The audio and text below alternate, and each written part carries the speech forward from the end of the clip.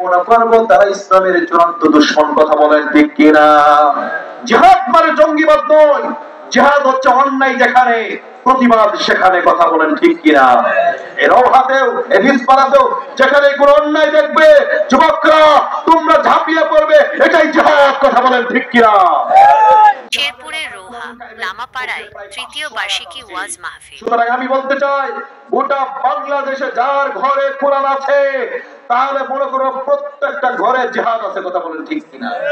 আর জিহাদ শুনলে যাদের আগুন ধরে যায় ওরা ইসলামের দুশমন, কথা বলেন ঠিক কিনা? তাদের বিচার বাংলার জমিনে হবে। শেরপুর সদর উপজেলার 13 নং রোহা ইউনিয়নের 6 নং ওয়ার্ডের রোহা লামাপাড়া আশ্রয়ন প্রকল্প জামে মসজিদে সম্প্রতি তৃতীয় বার্ষিকী ওয়াজ মাহফিল অনুষ্ঠিত হয়েছে। মাহফিলে মাওলানা মুদ রফিকুল ইসলাম সভাপতিত্ব করেন।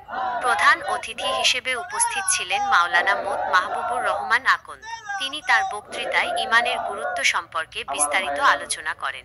তিনি শ্রোতাদের উদ্দেশ্যে বলেন, ঈমান হলো মুমিনের জীবনের ভিত্তি। ঈমানের মাধ্যমেই আমরা আল্লাহ তাআলাকে চিনি এবং তার আদেশ নিষেধ পালন করি। ওয়াজ মাহফিলে বিভিন্ন ধর্মীয় ব্যক্তিত্ব ও স্থানীয় গণ্যমান্য ব্যক্তিবর্গ উপস্থিত ছিলেন। মাহফিলটি ধর্মীয় আবেদনের মধ্য দিয়ে সম্পন্ন হয়। আল্লাহ তাআলার পক্ষ থেকে একটা দূত এসে, একটা যুবক এসে আমার স্বামীর হাতে একটা চিঠি ধরায় দিলেন।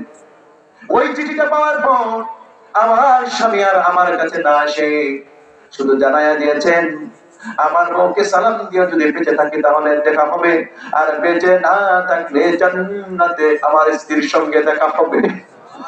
আমার স্বামীকে দেখতে পারি নাই। আমার স্বামী ওমর রাদিয়াল্লাহু তাআলা ওর একটা চিঠি পেয়ে দৌড় দিয়ে চলে গেছেন।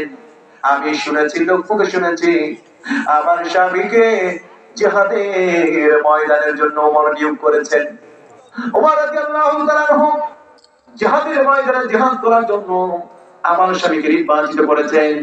এই জন্য আমার স্বামী ওমরের ডাক পর দেরি না করে চলে গিয়েছেন। কোন কোন রাওয়ায়াত এসেছে সীমান্ত প্রহরায় সে বিডিআরের সীমান্ত প্রহরায় নিয়োগ দিয়েছেন। আমার বন্ধুগণ 4 মাস পরে যখন আমার স্বামী আসার কথা ছিল, 4 মাস পরে যখন আমার স্বামী আসার কথা, ওই সময় আমার চিঠি ধরাইয়া দিয়েছেন, আবার নতুন করে সীমান্ত প্রহরায় দিয়েছেন। আজকে 4টা মাস ধরে আমার স্বামীকে আমি দেখি না। এই করে আমি প্রতিদিন আমার স্বামীর জন্য অপেক্ষা করি। আমি জানি না আমার স্বামী বেঁচে আছে কিনা, আমার স্বামী মরে গেছে জানি না। আমি 4টা মাস ধরে আমার স্বামীর জন্য বিরহে প্রতিদিন আমি নামাজ পড়ি, দোয়া করি, তাহাজ্জুদের নামাজ পড়ি, কোরআন তেলাওয়াত করি, কিন্তু আজকে যখন ঘুমাইছি, নারে তাকবীর।